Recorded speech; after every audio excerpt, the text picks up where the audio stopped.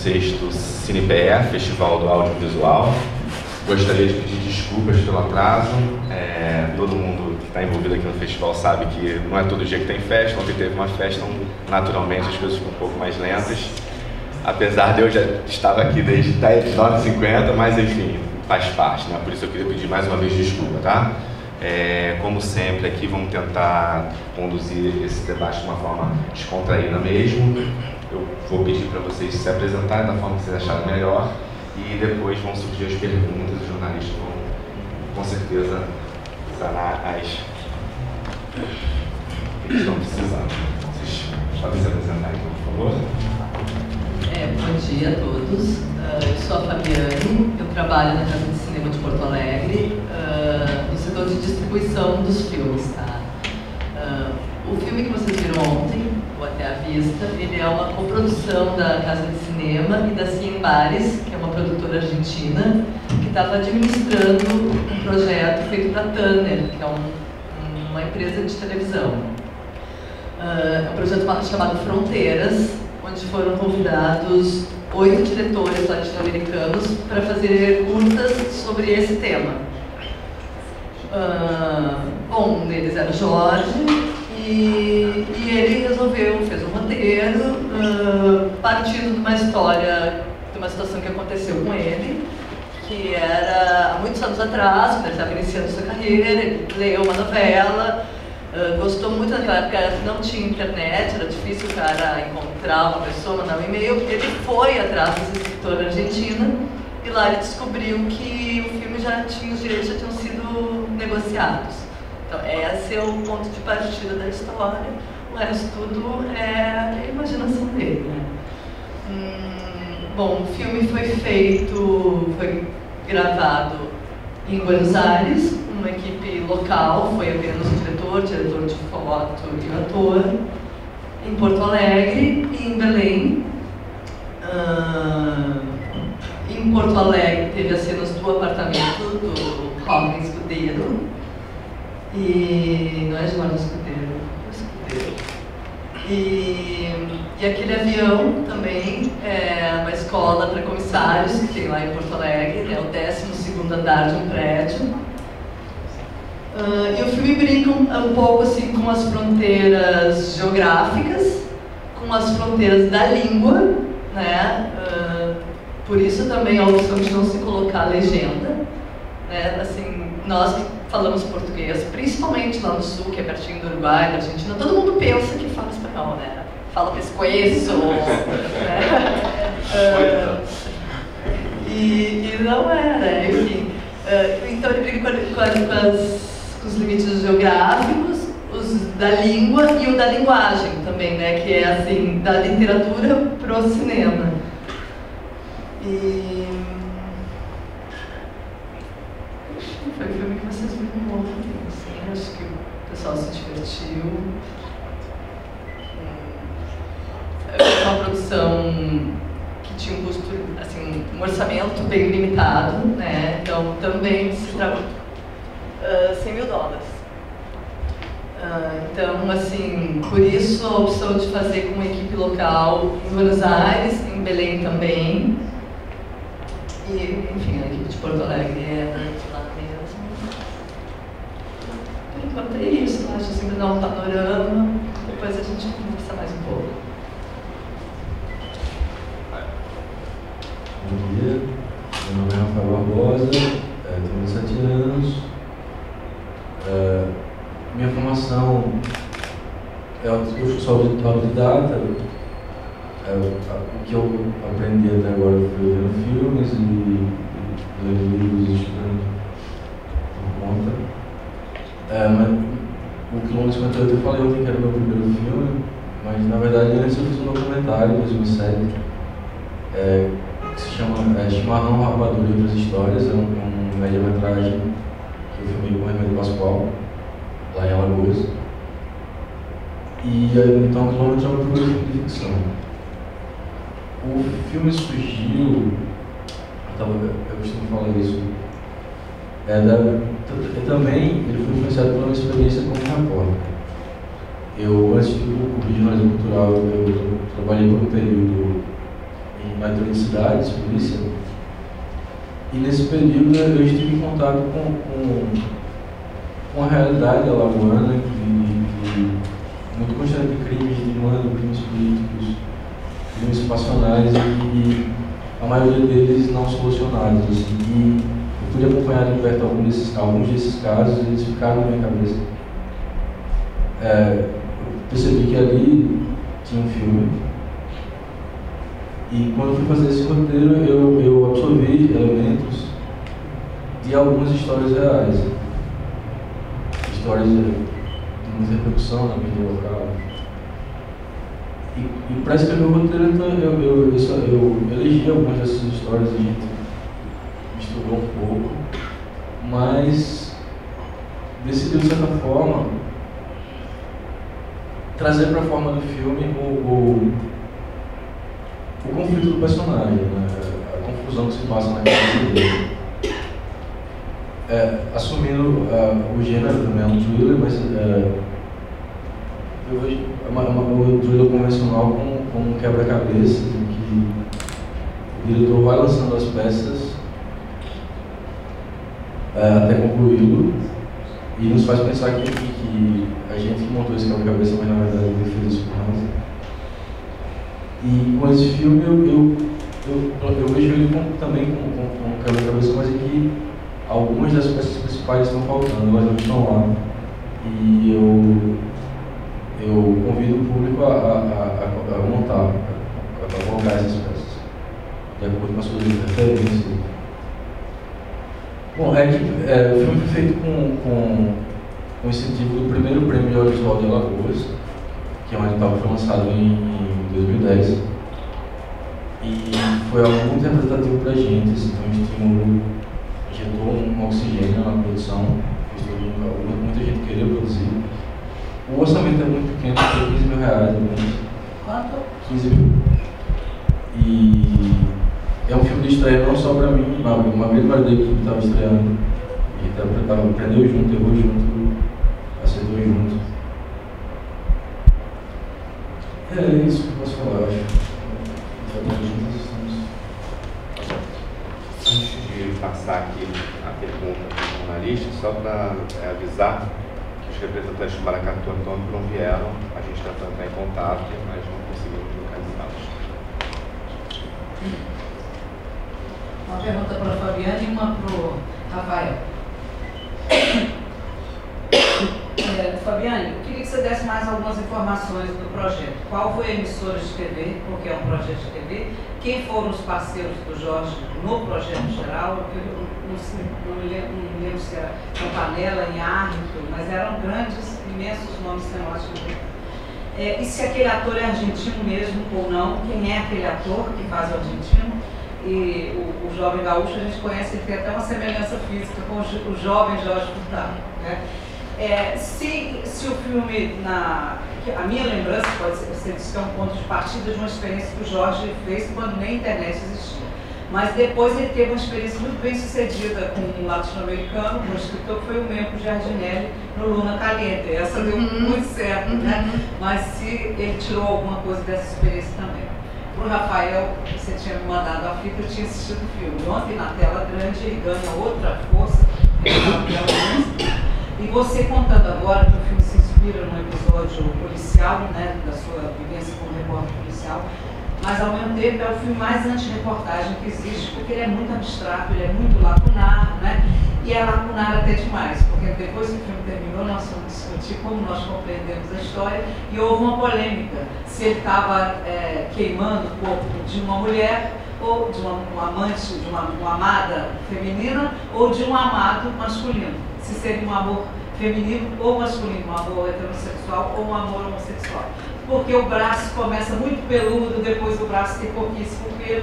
Se apostou muito, muito na ambiguidade e no lacunar, de deixar a nossa imaginação preencher as lacunas, né? Então eu pergunto se pelo menos isso era claro para você, que aqui seria um amor homossexual ou um amor heterossexual.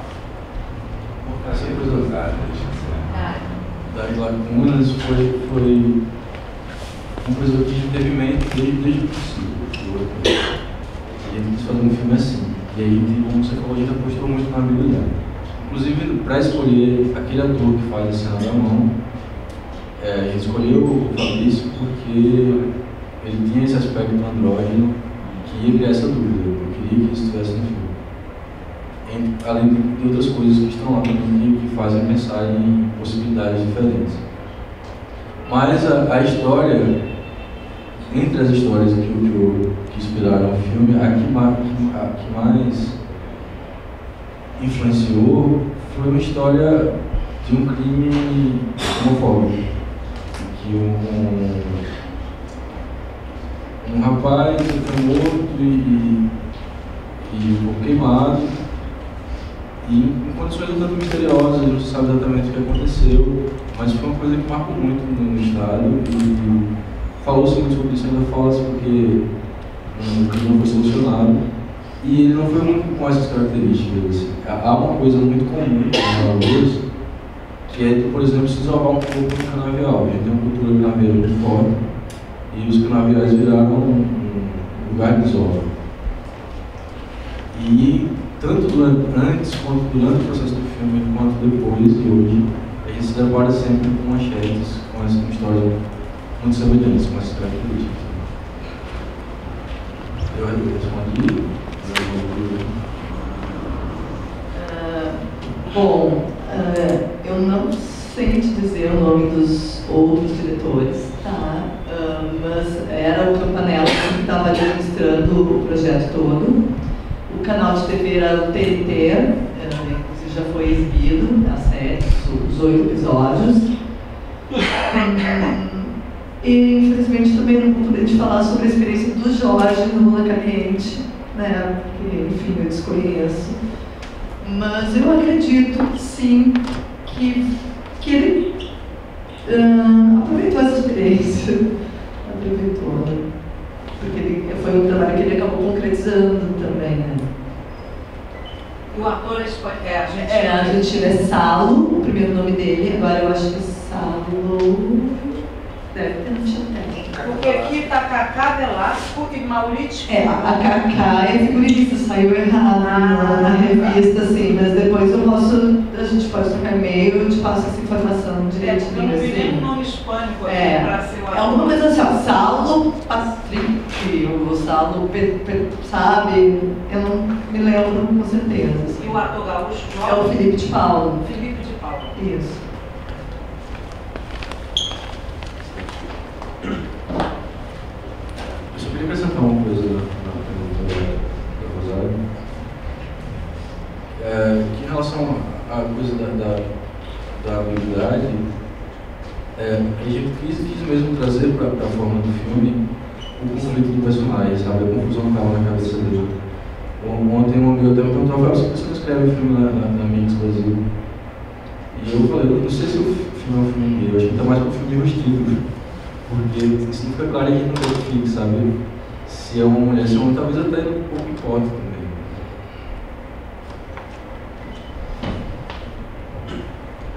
A mulher do blog Cultura Revista, eu queria perguntar para a Fabiana como é que foi o processo de casting dos atores, se foi um convite específico, ou se foi uma seleção, e se o projeto ele tem previsão de exibição.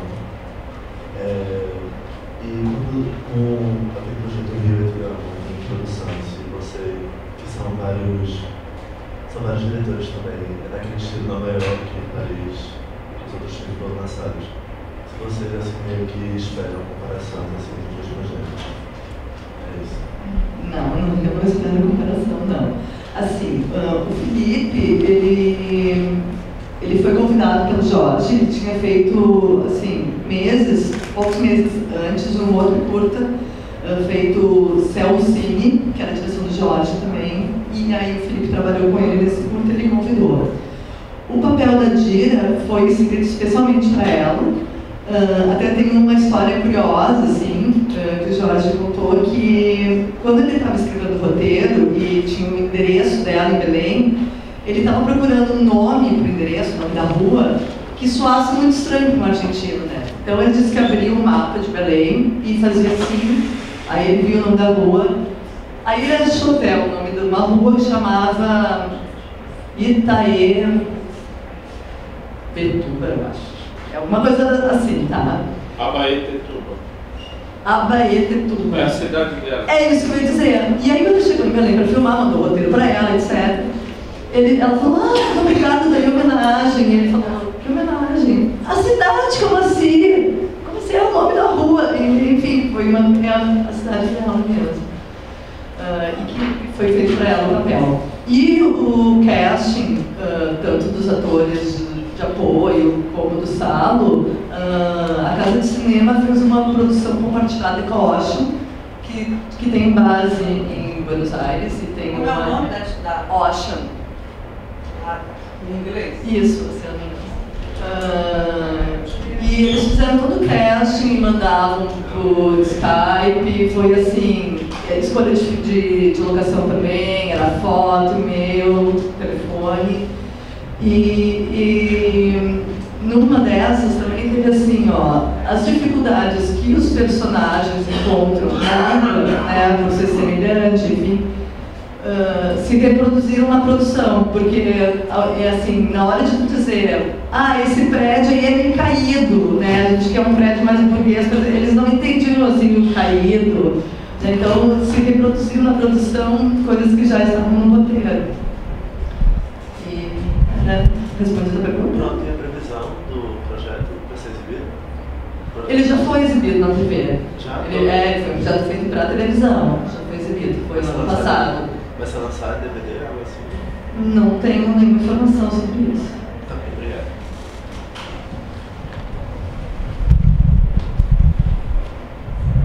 Bom, acho que uma pergunta clássica aqui em Pernambuco, né? O sentimento de vocês em relação à exibição de ontem, né? A sala estava cheia, a Paula gostou. Vocês poderiam falar só mais um pouquinho sobre isso? É um tema sempre importante. Eu estava muito tenso daí, eu sou muito tímido e estava com um negócio no estômago, assim. Não sabia nem como é que eu conseguia subir, assim, até um carro muito. Eu consegui subir e falar alguma coisa. Mas foi incrível. A sessão foi muito bonita, o filme passou muito bem. Gostei da recepção das pessoas. Assim. Me parece ter aprendido, em silêncio. Foi bacana a recepção final. Exibir um filme no CPE. Para mim é uma coisa bem importante, é quase um sonho. É um sonho que eu estou realizando agora. E assim, quero curtir o festival até o final, ganhando o prêmio ou não, já trabalhei muito, eu estou concorrendo com o Jorge Furtado, filme do Jorge Furtado, não sei. A experiência foi muito bacana. Bom, eu também estou nervosa, né? Eu sou uma pessoa que atua num bastidor, assim, e daqui a pouco.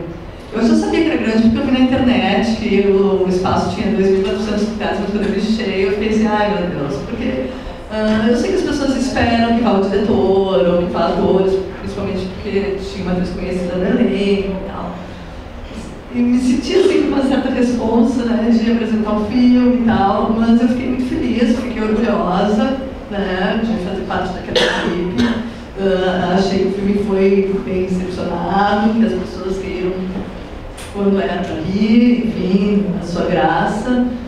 E, claro, depois vou mandar um e-mail pro pessoal, também foi. Eu achei que foi bacana. Legal.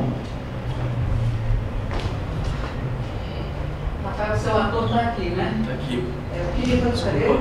É você.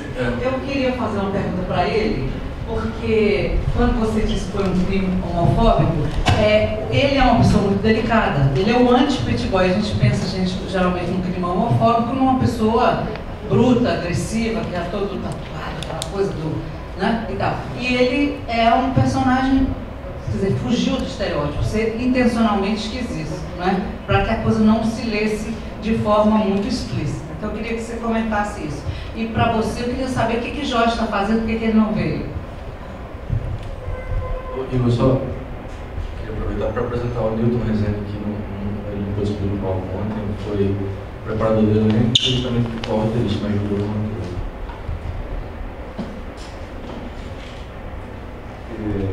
Eu acho que a coisa da escolha mesmo parte do Rafael, que quis dar essa conotação ao filme de que casos envolvendo possíveis crimes homofóbicos pudessem ser cometidos por qualquer pessoa. Assim. É um pouco estranho quando isso acontece, porque a gente tem o costume de rotular como homofóbico, né? Se fosse um homem que matasse uma mulher, a gente não chamaria de heterofóbico. E eu acho que é esse princípio de não rotular como um caso padrão, que é possível que isso aconteça com qualquer pessoa, e não com apenas esses tipos másculos, enfim. Podia ser passional. Eu acho que é um crime de paixão, assim, para mim, como ator, assim, não que isso seja demonstrado no filme, mas é por aí, é um conflito emocional, mais do que qualquer constrangimento, assim, em relação ao sexo. O Jorge está finalizando a segunda temporada do História do Amor, que é uma série que foi apresentada dentro do Fantástico. A primeira temporada era o Daniel Oliveira e a Leandra. E agora vai ter a segunda temporada e estão finalizando assim a toque de caixa, porque tem uns prazos bem apertados. Continuam com o Daniel e o Leandro ou não? É o Daniel e a Fernanda. E a Fernanda, aquela menina que faz... Aí a série tá noiva com a André Beltrão e a Fernanda Torres. Eu esqueci o sobrenome dela. Freitas, Fernanda Freitas. Deixa eu fazer isso a mão. Por favor. Me deu um branco. Eu fui anotar a sua resposta e me perdi. Agora.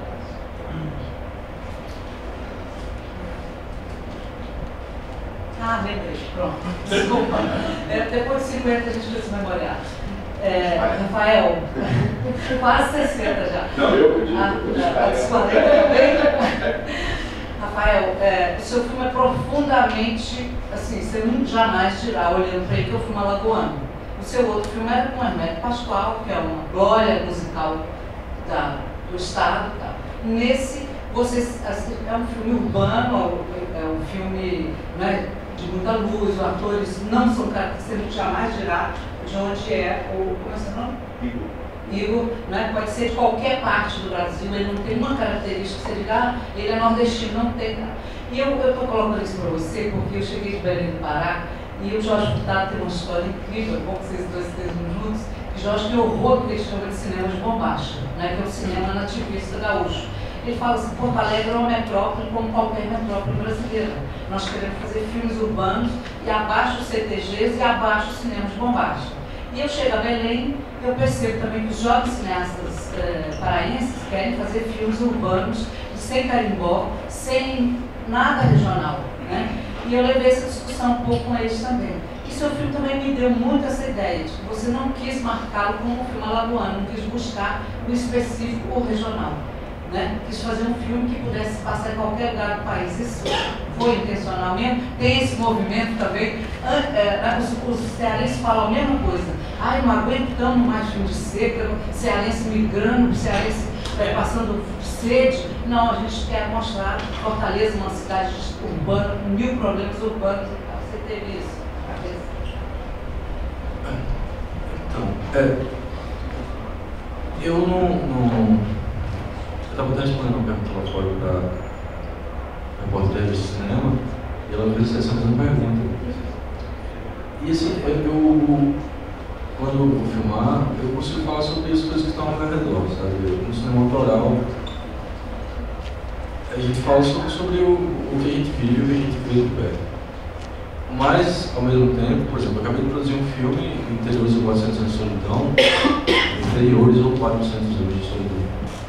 Interiores ou 400 anos de solidão, um documentário de média-metragem dirigido pelo Bernardo Salles, que estava ontem, ele montou o filme. E foi uma experiência muito interessante descobrir o sertão alagoano. Foi uma experiência que me marcou muito. Mas nas minhas histórias eu não penso tanto nisso. Mas também, quando você fala da tradição do cinema Lagoa, desse cenário, é difícil falar porque a gente tem uma produção muito pontual, sabe? Se produz pouquíssimos filmes em nome disso. Então eu não posso falar em nome dos meus colegas, mas existe também essa corrente que é do cinema regional, que vai para o folclore, as tradições, o lado rural. Não sei, eu posso também no próximo filme encontrar uma boa história que não seja um filme. Mas os roteiros que eu tenho em mente no momento, por exemplo, não são todos nessa linha.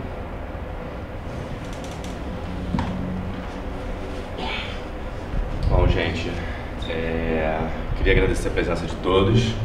Mais uma vez eu queria pedir desculpas pelo atraso, mas eu acho que acabou que deu certo, né? Que tivemos uma boa presença. Muito obrigado a todos.